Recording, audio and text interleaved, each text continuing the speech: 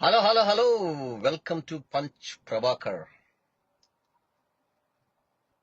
అరే జఫాస్ రాజకీయ నాయకులు,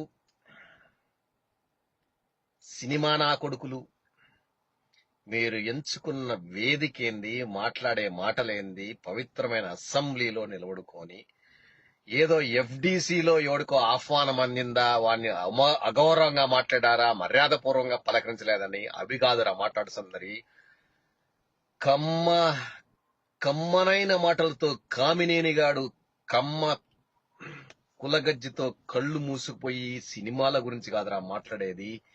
మీరు చేస్తున్న రోత పనులు, మీరు ఇచ్చిన వాగ్దానాలు, వాటిని ఎంతవరకు కార్యాచరణలో ఉన్నాయి, ఆచరణ యోగ్యమైనవా లేదా, దాని ఆచరణ ఎంతవరకు వచ్చింది అనేది మాట్లాడాలి. నంబర్ 1. నంబర్ 2, మెడికల్ కాలేజీ గురించి మాట్లాడారు. నంబర్ 3, స్టేట్ కు ఆయువు పట్టు, అదే వైజాగ్ స్టీలు, ఆంధ్ర ఉక్కు, విశాఖ ఉక్కు, దాని మీద మాట్లాడాలి గాని, లేదు రోడ్లు ఎంతవరకు వేసాము వివరించాలి గాని, లేదు ఎంతవరకు మనము కనీస వసతులు రైతులకు కల్పించాము, కనీస ధర పలికించామా లేదనేది మాట్లాడాలి గాని, ఆ చెత్తనా కొడుకు విగ్గు పెట్టుకొని, మెంటల్ సర్టిఫికెట్ చేతులు పెట్టుకొని, అప్పుడప్పుడు అమావాస్యకు పున్నానికి ఎదవ అక్కడ షూటింగ్ లేనప్పుడు వాడు ఏదో ఇక్కడికి వచ్చి నిద్రపోవడానికో లేకంటే ఇట్లాంటి దబిడి మాటలు మాట్లాడడానికి వచ్చిన బాలీగాడి గురించి ఇప్పుడు మనం అంత మాట్లాడుకోవాలా? అంత అవసరమా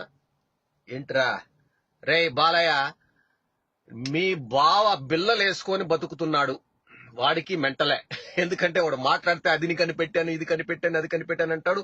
అప్పుడప్పుడు మర్చిపోయి లోకేష్ నా కొడుకేనా, అవునా కాదా చెప్పండి తమ్ముళ్ళు అనే టైపుకి వచ్చాడంటే వాడి యొక్క మానసిక స్థితి ఎలా ఉందో నువ్వు అర్థం చేసుకోవచ్చు. కానీ నీ మానసిక స్థితికి ఒక పెద్ద సర్టిఫికెట్ లో కాకర్ల సుబ్బారావో, కాకర్ల వెంకట్రావో, పుల్లారావో ఎవడో ఇచ్చాడు. ఆ సర్టిఫికెట్ అన్ని మన దగ్గర భద్రంగా ఉన్నాయి. అరే, నీకు వేదిక ఏంటి, నువ్వు మాట్లాడే మాటలేంది, నీ దరిద్రపు మొహం నా కొడుక. పోనీ నిజాలైనా మాట్లాడే సచ్చింటే ఓకే, అది కూడా వాడికి పని లేక పొరంబోకు వెద వాడెవడో కామినేనో కమ్మనేనో ఎవడో ఎదవ దాంట్లో కూర్చొని పని పాట లేకుండా ఏదో ఎఫ్డిసి లౌడా డిసి అని మాట్లాడిన ఎదవలందరికీ ఈడు ఒక దానికి తలతిక్క సమానం. రే, నీవు నీ తత్రిపిత్రి డైలాగులు ఎవర్రా నీకు? అరే పండిత పుత్ర పరమసుంట కొడుక్కి, తండ్రికి, అజరామరుడైన తండ్రి రామారావు గారు ప్రపంచ ఖ్యాతిగంచిన తెలుగు వాడికి నువ్వు ఒక దరిద్రుడు పుట్టావు, నీవంత మెంటలోడు పుట్టావు, కుక్కమూత పిందె అని అనిపించుకున్నావు. కానీ నీకు టైం బాగుండో, మీ కమ్మోలు చూసో, లేకంటే నీ మాసు జనాలు నిన్ను చూసో, లేకంటే నీకు హైప్ క్రియేట్ చేసో ఏదో 4 సినిమాలు ఆడుతున్నాయి.